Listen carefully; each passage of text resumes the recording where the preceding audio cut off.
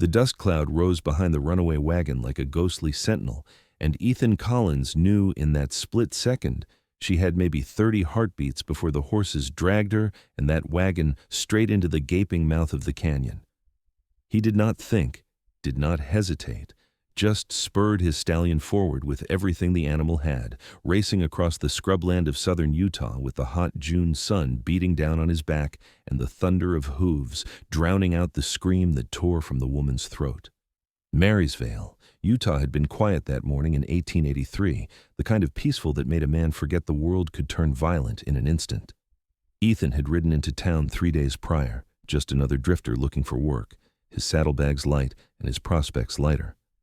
He had found employment at the Copper Ridge Ranch, mucking stalls and mending fences, honest work that kept his hands busy and his conscience clear. The ranch owner, a gruff man named Samuel Price, had warned him about the canyon roads, how they twisted through the red rock formations like a serpent, how one wrong turn could send a man tumbling 200 feet to the rocks below.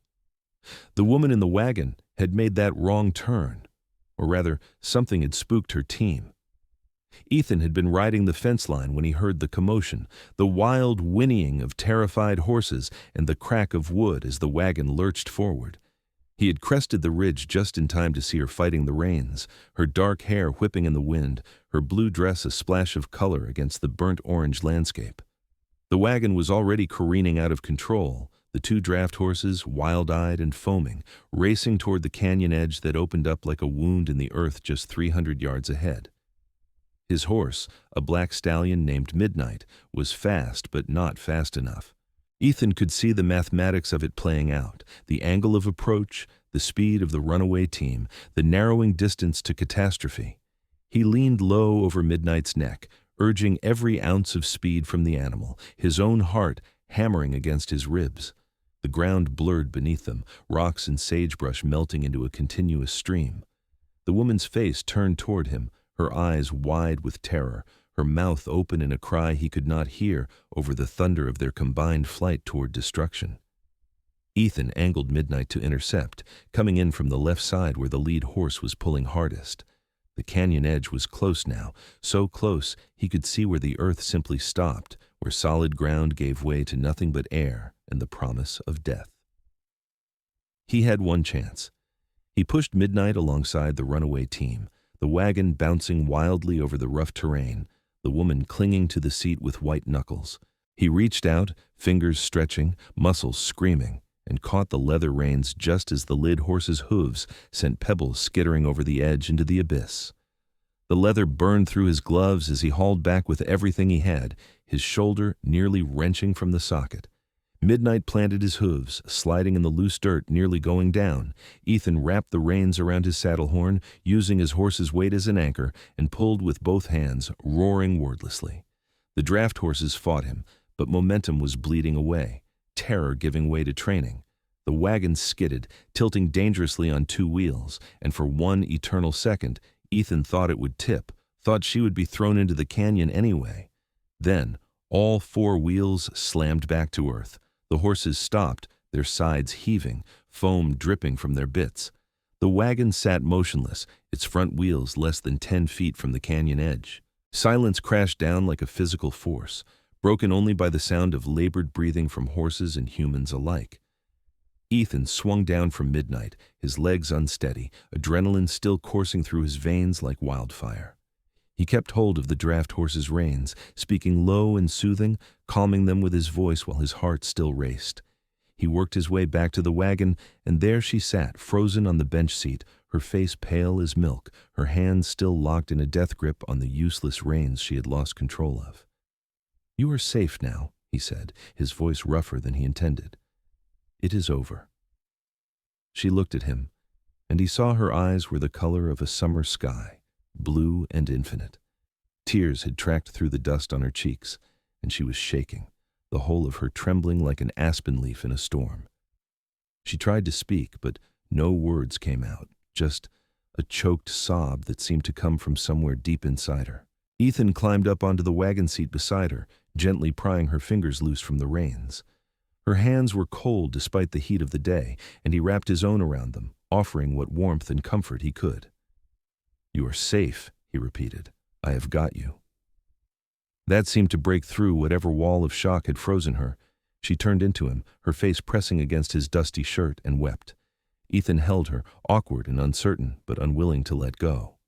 He could feel her heart beating against his chest, rapid as a bird's, could feel the shudders that ran through her frame.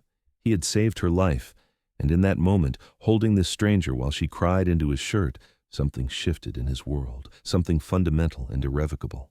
When the storm of tears finally passed, she pulled back, embarrassment flooding her features with color. "I am so sorry," she said, wiping at her face with trembling hands. "I do not usually fall apart like that." "You nearly fell into a canyon," Ethan said. "I reckon you have earned the right to cry about it." She managed a shaky laugh, and it was like hearing music after a lifetime of silence. "I suppose that is true." She drew a deep breath, trying to compose herself. "Thank you. I do not know how to properly thank you for what you just did. You saved my life." "What happened?" Ethan asked. "What spooked your team?" "A rattlesnake," she said, shuddering at the memory. "It was lying across the road, and the horses saw it before I did. They bolted, and I lost the reins when the wagon hit a rut. After that, I could not get them back. I just held on and prayed." Ethan looked toward the canyon edge, then back at her. "Your prayers got answered. You were the answer," she said quietly, meeting his eyes. "I am Evelyn Carter. I run the dress shop in Marysvale." "Ethan Ingram," he replied, surprised he had given his real last name. He had been using false names for so long, drifting from town to town, that honesty felt strange on his tongue. But something about this woman, about this moment, demanded truth. "I am working out at Copper Ridge." "The Price Ranch," Evelyn said, nodding. "I know it. Samuel comes into town once a month for supplies." She looked around, seeming to truly see where they were for the first time. "How are we going to get back? I cannot drive this wagon now. I'm still shaking too badly." "I will drive you," Ethan said. "Midnight can follow." He secured his stallion's reins to the back of the wagon, then took his place on the bench seat beside Evelyn. The draft horses were calm now, tired from their run, and they responded to his steady hand on the reins without protest. He turned the wagon carefully, giving the canyon edge a wide berth, and started back toward Marysvale at an easy pace. The ride back took nearly an hour, and they talked the entire way. Ethan learned that Evelyn was 23 years old, that she had come to Marysvale 2 years ago from Denver after her father died, leaving her with nothing but debts and the skills her mother had taught her with needle and thread. She had worked as a seamstress in various establishments before saving enough to open her own small shop. She lived in rooms above the store, worked long hours, and had built a modest but respectable business making dresses for the women of Marysvale and the surrounding ranches. Ethan found himself telling her more than he had told anyone in years. He was 25, had grown up in Texas on a ranch that had been lost during the hard years after the war. His father had died when he was 16, leaving him to care for his mother and younger sister. He had worked every job imaginable, drifted through half a dozen states, always moving, always searching for something he could not name. He did not tell her everything, though, did not mention the year he had spent riding with men whose business had not always been legal, did not mention the reason he had left Texas in the first place. Some truths were still too heavy to share with a woman he had just met. When they reached Marysvale, the sun was starting its descent toward the western horizon, painting the sky in shades of amber and rose. The town was small, just a single main street lined with wooden buildings, a general store, a saloon, a church, and Evelyn's dress shop nestled between the bank and a boarding house. Ethan pulled the wagon to a stop in front of her shop, and several people emerged from nearby buildings, drawn by curiosity. Martha Henderson, the banker's wife, hurried over, concern etched on her weathered face. "Evelyn, we were starting to worry. You have been gone since morning." "There was trouble on the canyon road," Evelyn said, climbing down from the wagon with Ethan's assistance. "My team bolted. If not for Mr. Ingram, I would not be standing here." The story spread quickly, as stories do in small towns. Within minutes, a small crowd had gathered, and Ethan found himself being thanked and clapped on the back by men he did not know, while women looked at him with a mixture of gratitude and curiosity. Samuel Price appeared, having ridden into town for business of his own, and listened to the tale with his characteristic gruff intensity. "You did good, Ingram," Samuel said when the crowd finally dispersed. "Real good. That canyon has claimed more than one life over the years. We are all grateful Miss Carter was not added to that tally." "I did what anyone would have done," Ethan said, uncomfortable with the attention. "Not anyone," Samuel countered. "Most men would not have had the skill or the guts to ride that hard and catch those reins. You've got sand, boy. I'm glad I hired you." He paused, studying Ethan with shrewd eyes. "You're welcome to stay in town tonight if you want. I'll see you back at the ranch tomorrow." Ethan thanked him and turned to find Evelyn standing in the doorway of her shop, watching him. The evening light caught in her hair, turning it the color of burnished mahogany, and something in his chest tightened. "Will you be all right?" he asked, walking over to her. "I will," she said. "Thanks to you." She hesitated, then added, "Would you like to come in for supper? It is the least I can do after what you did. I am not a great cook, but I make a passable stew." Ethan knew he should decline, knew he should collect midnight and ride back to the ranch where he belonged, but he found himself nodding instead, found himself following her through the shop with its bolts of fabric and half-finished dresses on forms, up a narrow staircase to the modest rooms she called home. The space was small but clean, with a sitting area, a tiny kitchen, and a curtained-off bedroom he glimpsed through an open doorway. Everything spoke of someone who took pride in her surroundings despite limited means.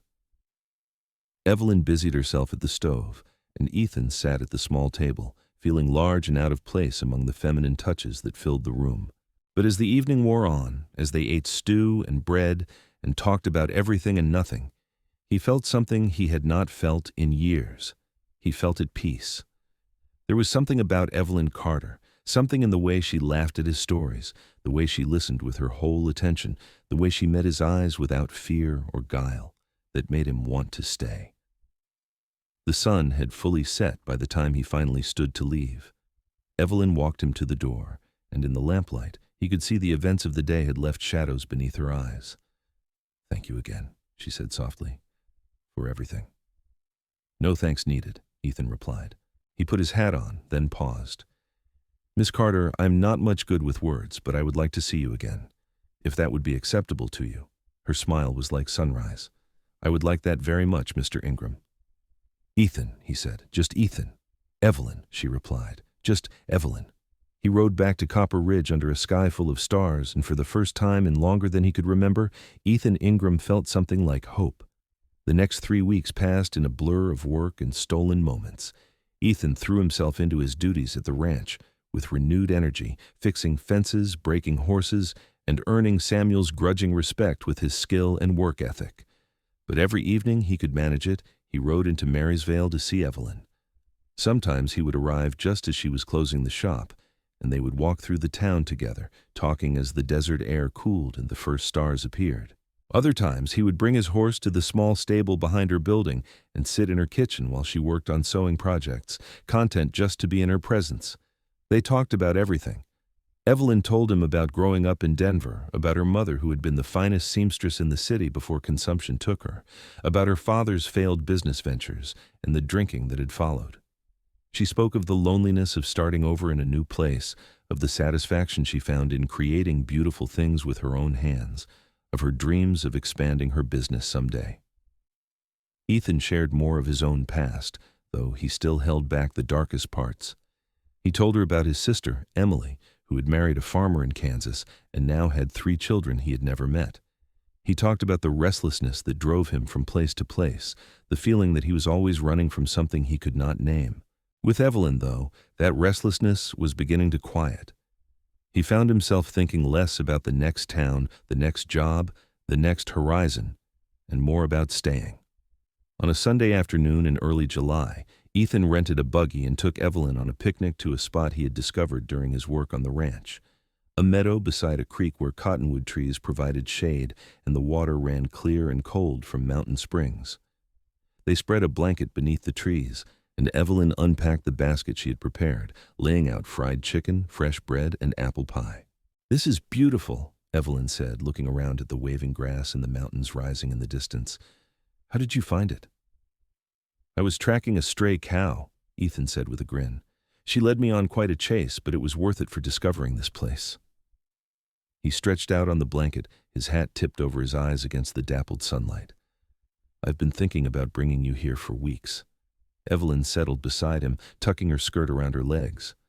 "I'm glad you did." She was quiet for a moment, then asked, "Ethan, why did you really come to Marysvale? You have never said." He pushed his hat back, meeting her eyes. "I was drifting, same as always.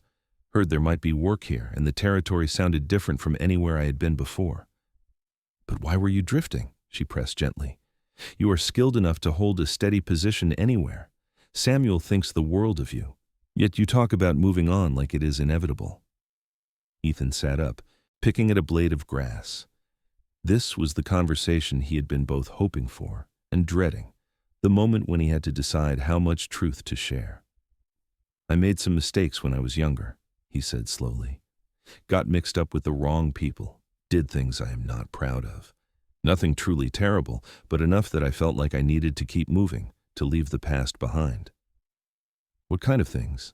Evelyn asked, her voice steady. "I rode with a group of men who occasionally bent the law," Ethan admitted. "We stole cattle a few times, held up a payroll wagon once. I convinced myself we were just taking from people who had plenty, that we were not really hurting anyone. But I was wrong. A man got shot during that payroll robbery, nearly died. I left after that, decided I was done with that life. But I have been running ever since, afraid the law might catch up with me, afraid I might slip back into old habits if I stayed anywhere too long." He waited for her to pull away, to look at him with disgust or fear. Instead, she reached over and took his hand. "How long ago was this?" 4 years, Ethan said. "I was 21, stupid and angry at the world. That does not excuse it, but it is the truth." "And you have been working honest jobs ever since?" When he nodded, she squeezed his hand. "Ethan, everyone makes mistakes. What matters is what we do after. You walked away from that life. You have spent 4 years trying to be better. That takes more courage than running forever." "I do not feel courageous," he said roughly. "I feel like a coward for not facing what I did." "Then stop running," Evelyn said simply. "Stay here. Build a life. The man who saved me from that canyon, who works hard every day, who treats me with kindness and respect, that is the real you, not whoever you were 4 years ago." Ethan looked at her, this woman who had somehow seen past his defenses to the man he wanted to be, and felt something break open in his chest. "I want to stay," he said. "I want to stay more than I have wanted anything in a long time, but I'm afraid of bringing trouble to you, to this town." "If trouble comes, we will face it," Evelyn said firmly, "but you cannot live your whole life in fear of what might happen. At some point, you have to decide to be brave enough to stop and fight for what you want." "And what if what I want is you?" The words were out before Ethan could stop them, raw and honest in the summer air. Evelyn's breath caught, her eyes searching his face. "Then I would say you already have me," she whispered. "I started falling for you the moment you pulled up beside that wagon, when you looked at me like saving my life was the only thing that mattered in the world." Ethan cupped her face in his hands, his calloused fingers gentle against her soft skin. "I do not have much to offer you. I'm just a ranch hand with a questionable past and uncertain future." "You have yourself," Evelyn said. "That is enough." He kissed her then, soft and slow beneath the cottonwood trees, and it felt like coming home after a lifetime of wandering. Her lips were warm and sweet, and when she sighed against his mouth, he pulled her closer, deepening the kiss until they were both breathless. They broke apart finally, foreheads touching, hearts racing. "We should go slow," Evelyn said, though she made no move to pull away. "Properly court, let the town see we are serious." "I am serious," Ethan said. "I have never been more serious about anything." "Good," she replied with a smile that lit her whole face, "because I am serious too." They spent the rest of the afternoon by the creek, talking and laughing and stealing kisses like youngsters, and when they finally drove back to Marysvale as the sun was setting, Ethan knew his drifting days were over. He had found something worth staying for, worth fighting for, worth being better for. The next few months were the happiest of Ethan's life. He and Evelyn courted openly, becoming a familiar sight in Marysvale as they attended church together, took walks through town, and shared meals at the boarding house restaurant. The townspeople, who had been initially curious about the cowboy who had saved their seamstress, grew to accept and like Ethan as they saw his devotion to Evelyn and his honest work ethic. Samuel Price took Ethan aside one evening in late August as they were finishing up the day's work. "You planning on marrying that girl?" he asked bluntly. Ethan had been expecting the question. "Yes, sir, if she will have me." "She will," Samuel said with certainty.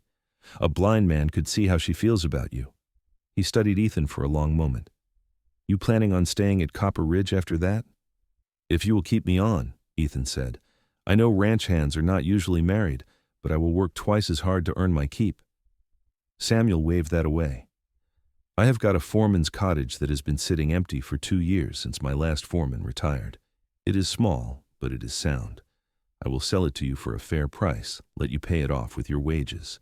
A married man needs a proper home, not a bunkhouse cot." Ethan felt gratitude swell in his chest. "Mr. Price, I do not know what to say." "Say you will keep working as hard as you have been, and we will call it even," Samuel replied. "You are the best hand I have had in years, Ingram. I do not want to lose you. Besides, my wife has grown fond of Miss Carter. She would have my hide if I did anything to interfere with your courtship." That evening, Ethan rode into Marysvale with a lightness in his heart and a plan forming in his mind. He found Evelyn in her shop working by lamplight on a wedding dress for Martha Henderson's daughter. She looked up when the bell over the door chimed, and her face lit with the smile she reserved just for him. "I was hoping you would come tonight," she said, setting aside her sewing. "I've hardly seen you this week." "Samuel has been working us hard getting ready for the cattle drive," Ethan explained, pulling her into his arms for a kiss. "But I have news." He told her about Samuel's offer, watching her eyes grow wide with excitement. "Ethan, that is wonderful. A cottage of your own, a steady position. This is everything you have been working toward." "Everything we have been working toward," he corrected, "if you will agree to share it with me." He took both her hands in his, suddenly nervous despite the certainty he felt. "Evelyn Carter, I know I am not the catch of the century. I have got a past I cannot erase, and more rough edges than smooth. But I love you with everything I am, and I promise to spend every day for the rest of my life trying to be the man you deserve. Will you marry me?" Tears spilled down Evelyn's cheeks, but she was smiling, laughing through the tears as she threw her arms around his neck. "Yes, yes, of course I will marry you." Ethan lifted her off her feet, spinning her around in the small shop, both of them laughing like children. When he set her down, he kissed her thoroughly, pouring all his love and gratitude and hope for the future into that kiss. They stood wrapped in each other's arms for a long time, the lamplight golden around them, the future spreading out like an open road. They were married in October, when the aspens had turned gold on the mountain slopes and the air had that crystalline clarity that comes with autumn in the high country. The ceremony took place in the small church in Marysvale, with seemingly the entire town in attendance. Evelyn wore a dress she had made herself, simple but elegant, with lace at the collar and cuffs that her mother had tatted years before. Ethan wore a new suit, the first he had ever owned, and tried not to fidget with the collar as he waited at the altar. When Evelyn walked down the aisle on the arm of Samuel Price, who had agreed to give her away, Ethan felt his throat tighten with emotion. She was the most beautiful thing he had ever seen, her face radiant with joy, her eyes locked on his as if he were the only person in the room. They spoke their vows in steady voices, promising to love and honor each other through all the days to come, and when the preacher pronounced them husband and wife, Ethan kissed his bride with a tender reverence that brought more than one sniffle from the congregation. The town hall had been decorated for the reception, and there was food and music and dancing until late into the night. Ethan, who had never been much for social gatherings, found himself enjoying every moment.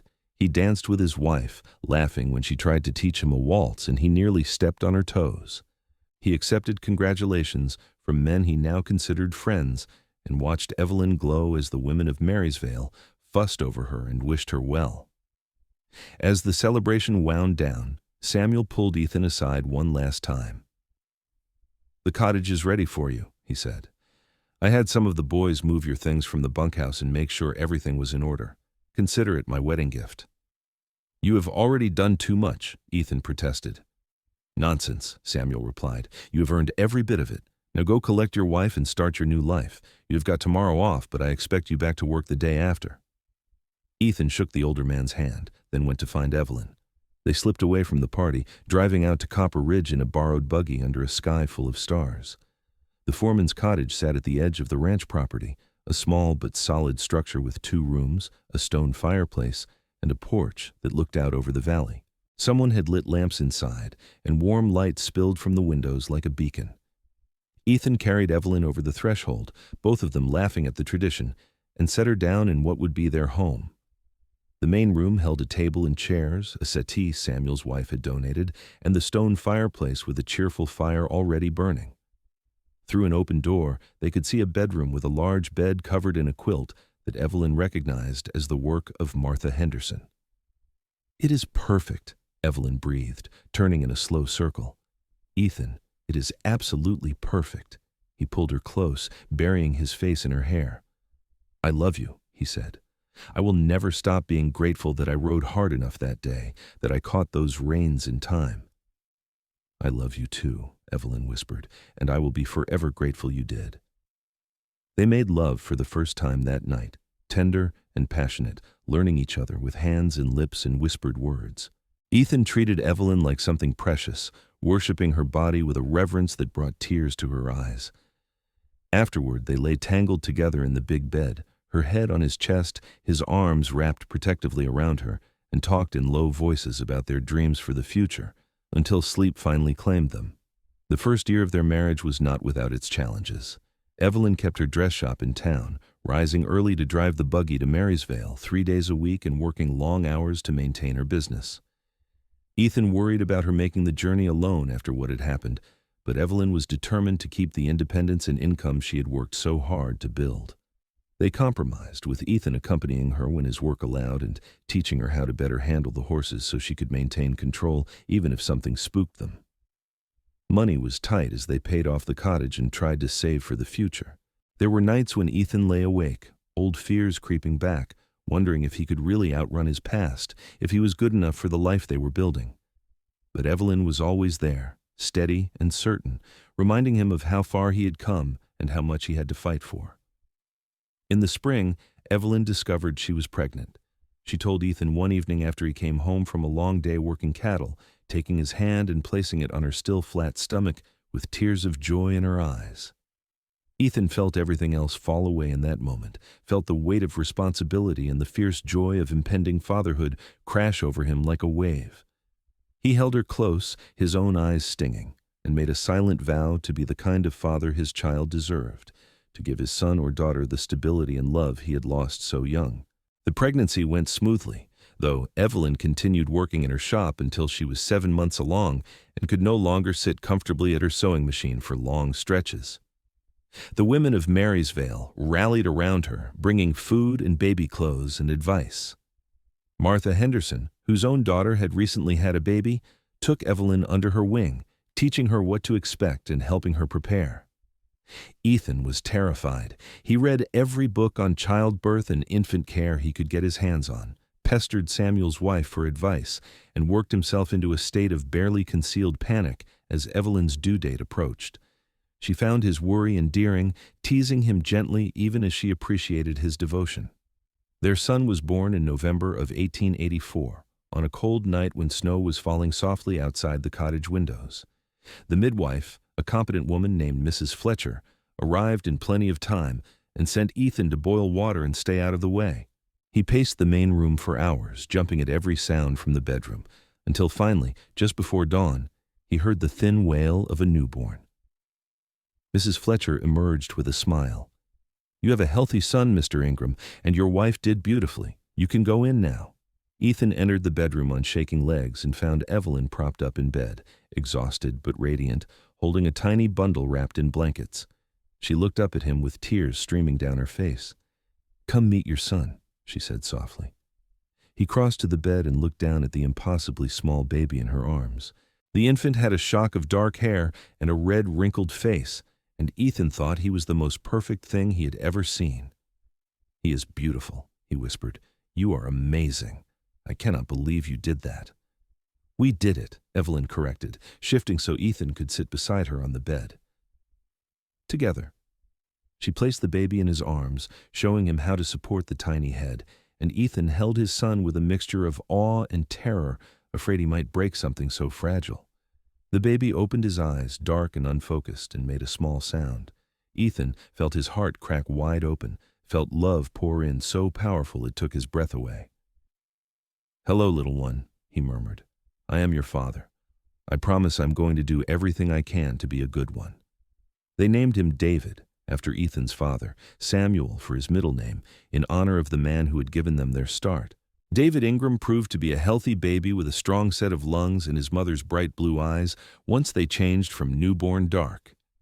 Ethan threw himself into fatherhood with the same intensity he brought to everything, learning to change diapers and walk the floor when David was fussy, singing lullabies in his rough cowboy's voice until the baby fell asleep. Evelyn continued to take commissions from home, sewing during David's naps and in the evenings, determined to contribute financially while still being present for their son. They worked out a rhythm, trading off baby duty, supporting each other through the sleepless nights and the steep learning curve of new parenthood. The cottage that had seemed so spacious now felt full of life, filled with baby cries and laughter and the sound of a family learning to be together. The winter passed slowly, with deep snows that kept them close to home. Ethan worked the ranch when weather allowed, feeding cattle and breaking ice on water troughs, but he was always grateful to return to the warmth of the cottage, to his wife and son waiting for him. They were snowed in for nearly a week in January, and rather than feeling trapped, Ethan relished the enforced time together, the three of them cocooned against the cold world outside. Spring came eventually, as it always does, melting the snow and turning the valley green. David was 6 months old, growing fast and starting to sit up on his own. Evelyn took him into town occasionally, showing him off to her friends, and Ethan carried him around the ranch, pointing out horses and cattle and telling him stories about what his life might be like when he was older. It was on a warm day in May, with David napping in his cradle and Evelyn working on a dress order, that their past caught up with them. Ethan was repairing a section of fence when one of the ranch hands came riding up fast, his face pale. "Boss wants you at the main house," the hand said. "There are men here asking questions about you." Ethan felt ice form in his gut. What kind of men?" "The kind with badges."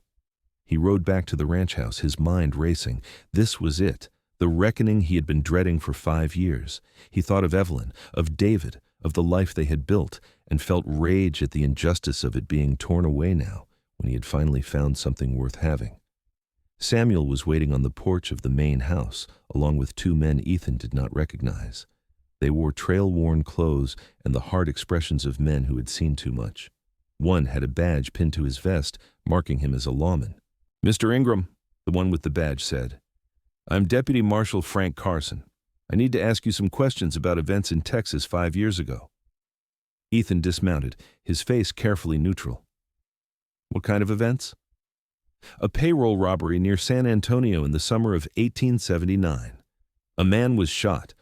We have been tracking the men responsible for years, and your name came up in our investigation." "I had nothing to do with shooting anyone," Ethan said, his voice steady despite the fear coursing through him. "I rode with those men, yes. I was there when it happened. But I did not fire a weapon, and I left immediately after. I've spent the last 5 years trying to live an honest life." "That may be," Carson said, "but you were part of the gang that committed the robbery. That makes you an accessory." Samuel stepped forward. "Now hold on just a minute. Ethan has been working for me for nearly 2 years. He is as honest and hard-working as they come. Whatever he did as a foolish young man, he has more than made up for it." "I appreciate that, Mr. Price," Carson said, "but the law is the law. I'm going to have to take him in for questioning." "What about bail?" Samuel demanded. "He has a wife and infant son. You cannot just drag him off to jail." Carson studied Ethan for a long moment. "The man who was shot in that robbery, he survived. He is the one who finally gave us names, said he wanted to clear his conscience before he died. He passed 2 months ago. Before he did, though, he told us something interesting. He said one of the gang members, a young fellow, tried to stop the shooting.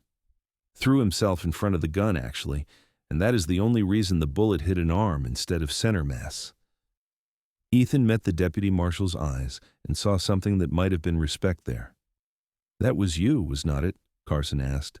"Yes," Ethan said quietly. "I knew it was wrong. I tried to stop it, but I was too late." Carson nodded slowly. "I have been doing this job for 20 years, Mr. Ingram. I have learned to tell the difference between a bad man and a good man who made bad choices. You strike me as the latter." He glanced at his companion, then back at Ethan. "Here is what is going to happen. You are going to write out a full statement about that robbery, naming everyone involved and describing what happened. You are going to sign it, and I am going to file it with my report. In exchange, I am going to recommend to the judge that you be given probation, given that you were young, you attempted to prevent violence, and you have clearly reformed." "You would do that?" Ethan asked, hardly daring to believe it. "I would," Carson said, "on 2 conditions. First, if we need your testimony to convict the other men involved, you will come willingly and tell the truth. Second, you stay out of trouble from here on. If I hear your name associated with anything illegal, I will come back and bring you in without hesitation. Understood?" "Understood," Ethan said, relief washing through him. "Thank you." The process took the rest of the day. Ethan wrote out everything he remembered about the robbery, naming the 5 other men involved and describing the events in painful detail.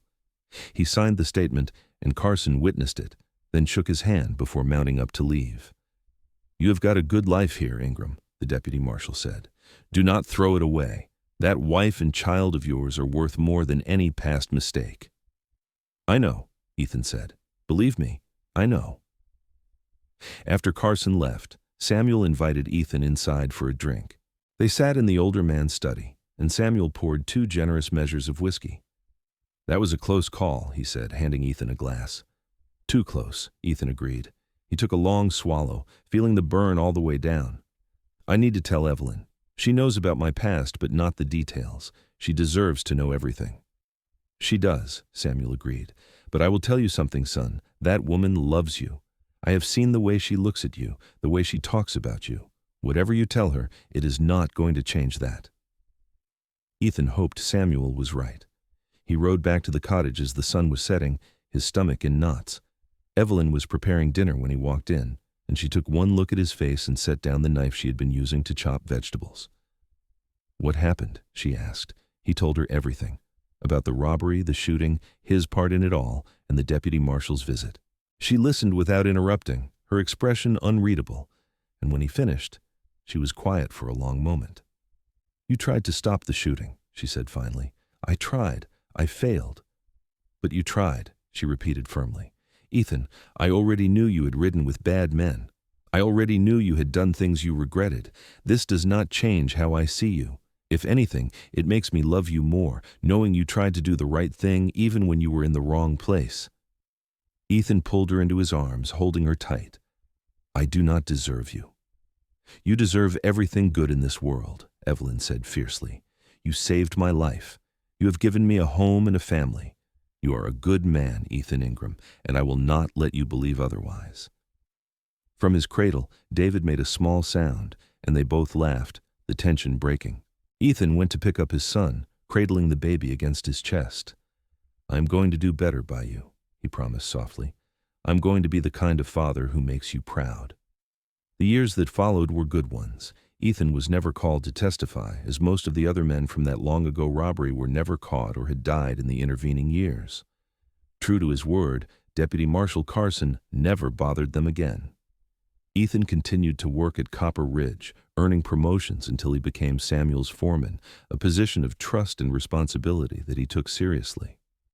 Evelyn's dress shop thrived as well. She trained an apprentice, a young woman named Sarah, who could handle the day-to-day business in town while Evelyn worked from home. Her reputation for fine work spread, and soon she was making dresses for women from ranches 30 miles away, even receiving a commission from the wife of the territorial governor. David grew into a bright, active child with his mother's curiosity and his father's steady temperament. He learned to ride almost before he could walk properly, trotting around on a gentle pony while Ethan led him by a lead rope. The cottage expanded, with Ethan adding 2 more rooms as their family grew. A daughter, Grace, arrived when David was 3, and another son, Thomas, 2 years after that. Life was full and rich and occasionally chaotic. There were sick children and sleepless nights, financial worries and minor disasters, like the time David decided to see if chickens could swim and released all of Samuel's laying hens into the water trough. But through it all, Ethan and Evelyn's love for each other deepened and matured, weathering every storm. They celebrated their 10th wedding anniversary in October of 1894 with a party at the ranch attended by seemingly everyone in Marysvale and the surrounding area. Ethan, watching his wife laugh with friends while their 3 children played nearby, felt a contentment so profound it was almost painful. This life, this family, this love, it was more than he had ever imagined possible when he was a young man drifting through the territories with no direction and less hope. As the party wound down and guests began to leave, Evelyn found him standing on the porch of their cottage, looking out over the valley they called home. She slipped her hand into his, and they stood together in comfortable silence. "What are you thinking about?" she asked eventually. "About how close I came to missing all this," Ethan said. "If I had been a second slower that day, if I had not seen you in time, if I had not caught those reins." "But you did," Evelyn said. "You saved me, and in doing so you saved yourself. We saved each other, really." Ethan turned to look at her, this woman who had given him everything worth having. Time had only made her more beautiful in his eyes, adding laugh lines around her eyes and a few threads of silver in her dark hair. "I love you," he said simply, "more now than the day we married, which I would not have believed possible." "I love you too," Evelyn replied, rising on her toes to kiss him. "Always and forever." The years continued to pass in the way they do, marked by the growing of children and the deepening of roots. David, at 15, was already working alongside his father at the ranch, learning the business from the ground up. Grace, at 12, had inherited her mother's skill with a needle and was already making her own clothes. Thomas, at 10, was the wild one, always coming home with scraped knees and outlandish stories of his adventures. Samuel Price passed away in the winter of 1899, leaving Copper Ridge Ranch to Ethan in his will. The old rancher had no children of his own, and he had long considered Ethan the son he never had. Ethan, though grieving the loss of his mentor and friend, took on the responsibility of running the ranch with the same dedication he had brought to being foreman. Under his management, Copper Ridge prospered, expanding its herds and reputation for quality cattle. Evelyn, now a respected businesswoman in her own right, had 2 shops, the original in Marysvale and a new one in the larger town of Richfield, 20 miles north. She employed 5 seamstresses and had more orders than they could easily handle. But she always made time for family, insisting on Sunday dinners where all of them gathered around the big table in the cottage, now more of a small ranch house with all the additions Ethan had built over the years. It was at one such Sunday dinner in the summer of 1902 that David made an announcement. He was 21 now, a young man with Ethan's height and Evelyn's eyes, confident and capable. "Father, Mother, I want to talk to you about something important." Ethan and Evelyn exchanged glances. They had been expecting this. David had been courting Sarah, the young woman who had been Evelyn's apprentice and was now managing the Marysvale shop. The two had been inseparable for months. "I want to marry Sarah," David said. "I've already asked her and she said yes, but I want your blessing before we make it official." Evelyn was out of her seat immediately, hugging her son. "Of course you have our blessing. Oh, David, I am so happy for you." Ethan stood more slowly, emotion thick in his throat. His son getting married. It seemed impossible that so much time had passed. He embraced David, clapping him on the back. "You have chosen well, son. Sarah is a fine woman. You will be happy together." The wedding took place that October, on a day that could have been the twin of Ethan and Evelyn's own wedding day nearly 20 years before. The aspens were gold on the hillsides, the air crisp and clear. The ceremony was held in the same small church in Marysvale, and this time it was Ethan who walked the bride down the aisle, while her own father, who had passed several years before, was honored in the prayers. Watching his son pledge his life to the woman he loved, Ethan felt the circle of his own life come round. He thought of the aimless young man he had been, the mistakes he had made, the grace he had been given. He thought of the day he had ridden hard to catch runaway horses and had found not just a woman to save, but a reason to save himself. He thought of all the years between that day and this, filled with work and love and the messy, beautiful business of building a life. Evelyn leaned against him during the reception, and he wrapped an arm around her waist. "Our baby is married," she said, though she was smiling through her tears. "He will be fine," Ethan assured her. "We raised him well, both of them." "All three of them," Evelyn corrected, nodding toward where Grace and Thomas were dancing together, Grace patiently teaching her younger brother the steps. "We did all right, did we not?" "Better than all right," Ethan said, kissing the top of her head. "We did pretty damn good." David and Sarah built a home on Copper Ridge land, not far from the main house. Within a year, they had given Ethan and Evelyn their first grandchild, a girl they named Evelyn after her grandmother. Holding the tiny baby, Ethan thought of the first time he had held David, the same rush of love and protectiveness washing over him. He was 51 years old now, gray threading through his dark hair, his hands gnarled from years of hard work. But he felt young watching his granddaughter's tiny fingers wrap around his calloused thumb.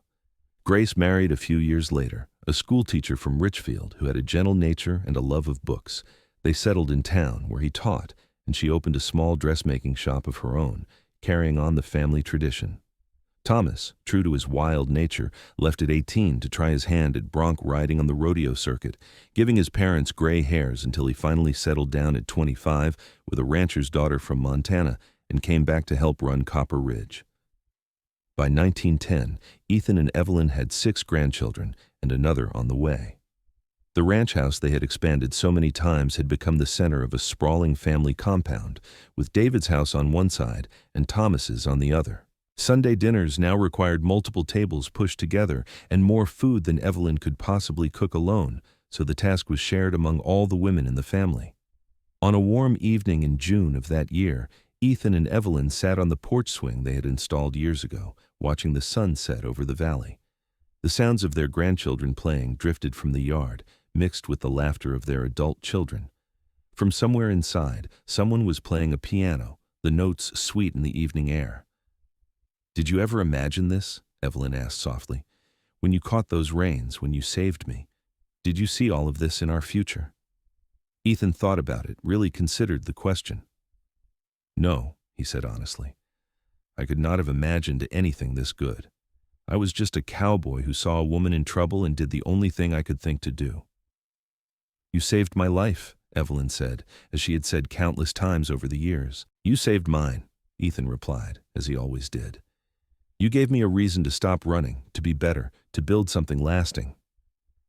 She leaned her head on his shoulder, and they rocked gently on the swing, watching the light fade from the sky. They had been married for 25 years, had built a family and a legacy, had weathered every storm, and celebrated every joy together. The young woman who had nearly died on the canyon road, and the drifting cowboy who had saved her, were still there, somewhere inside the older, wiser people they had become.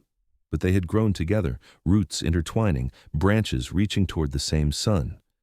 "I love you," Evelyn said, the words as familiar as breath, as necessary as air. "I love you too," Ethan replied, kissing her silver-threaded hair. "Always have, always will." Their granddaughter Evelyn, 5 years old now, came running up to the porch, her face flushed with play. "Grandpa, Grandma, will you tell us the story again, about the runaway horses?" It had become a family legend, the story of how they met, told and retold until it had taken on the quality of a fairy tale. Ethan and Evelyn looked at each other and smiled. "Come here, little one," Ethan said, lifting the girl onto his lap. The other grandchildren came running at the promise of a story, settling around the porch swing. "It was a day like any other," Ethan began, and Evelyn joined in, their voices weaving together as they told the story once more. They told of runaway horses and a desperate ride, of reins caught just in time, of a life saved and a love begun. The children listened with wide eyes, though they had heard it a dozen times before, because it was their story too, the beginning of all of them. When the story ended, as it always did, with a wedding and a happy ending, the children clapped and begged for another tale. But it was late, and parents came to collect sleepy children, calling goodbyes as they headed to their own homes. David was the last to leave, pausing to embrace both his parents. "Good night, Father. Good night, Mother. Thank you for dinner." "Good night, son," Ethan replied. "Drive safe." When they were finally alone, Ethan and Evelyn remained on the porch swing, reluctant to end the day. The stars were coming out, brilliant in the clear mountain air, and a cool breeze carried the scent of sage and wildflowers. Ethan thought of all the nights they had sat like this, all the years they had shared, and felt nothing but gratitude. "I would do it all again," he said suddenly. "Every moment, every choice that led me to that day, to that canyon, to you. I would do it all exactly the same." Evelyn turned to look at him, her eyes shining in the starlight. "So would I," she whispered. "Every heartbeat, every breath, every moment has been worth it to have this life with you." They sat together on the porch swing under the vast Utah sky, surrounded by the legacy they had built, held in the circle of a love that had begun with a desperate ride and a pair of reins caught just in time. The Wild West that had shaped their youth was fading, giving way to a new century with its telephones and motorcars and changing ways. But some things remained constant. Love remained. Family remained. The choice to be brave enough to reach out and grab hold of what mattered, to ride hard toward the future, even when the outcome was uncertain, that remained too. And as Ethan wrapped his arm around his wife of 25 years, as she nestled against his side with the easy comfort of long familiarity, he knew that he was the richest man in the world. Not because of the ranch or the land or the cattle, but because on a hot day in June of 1883, he had seen a runaway team pulling a woman toward a canyon edge, and he had ridden hard and grabbed the reins. That single moment of courage, that one desperate act, had given him everything. It had given him purpose and redemption, and a love that had sustained him through all the years since. The future stretched ahead of them still, years yet to be lived, grandchildren to watch grow, great-grandchildren perhaps to come. But whatever time they had left, they would face it as they had faced everything else, together, hand in hand, heart to heart.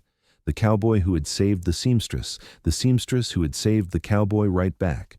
Two lives that had intersected at just the right moment, in just the right way, to create something beautiful and lasting. As the night deepened and the temperature dropped, they finally went inside to their bedroom, the same room where they had spent their wedding night so many years ago. They prepared for bed with the easy routine of long marriage, and when they lay down together, Ethan pulled Evelyn close, her back against his chest, his arm draped over her waist. This was how they slept every night, had slept for a quarter century, and would sleep for however many nights remained to them. "Sweet dreams," Evelyn murmured, already drifting toward sleep. "Sweet dreams," Ethan replied, breathing in the scent of her hair, feeling the steady beat of her heart beneath his hand. And there, in the little house on Copper Ridge Ranch, surrounded by the family they had built and the love they had nurtured, Ethan Ingram and Evelyn Ingram slept, content in the knowledge that they had lived a good life, a full life, a life worth every moment. From a single act of courage on a dusty canyon road to this quiet night decades later, they had traveled together, and they would continue on, side by side, until their very last breath.